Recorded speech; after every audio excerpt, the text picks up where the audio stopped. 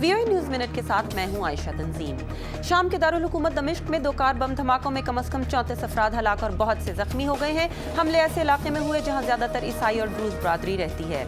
मिस्र में सदर मोहम्मद मुर्सी के खिलाफ मंगल को एक बहुत बड़े मुजाहरे के बाद बुध को भी पुलिस और मुजाहिरीन के दरमियान तसादुम जारी रहा, जबकि कुछ मुजाहिरीन ने तहरीर चौक में धरना भी दिया। सदर मुर्सी के खुद को वसी इख्तियारात तफवीज़ करने पर मुल्क में हंगामा है।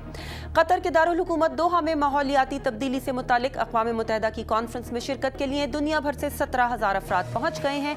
ये कॉन्फ्रेंस 2 हफ्ते जारी रहेगी और इसमें माहौल से मुतालिक समझौते क्योटो की मुद्दत बढ़ाने की कोशिश की जाएगी।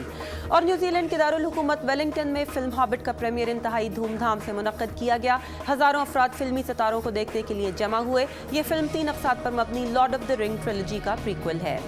आप देख रहे थे वीओए न्यूज़ मिनट। मज़ीद खबरों के लिए हमारी वेबसाइट urduvoa.com पर आएँ।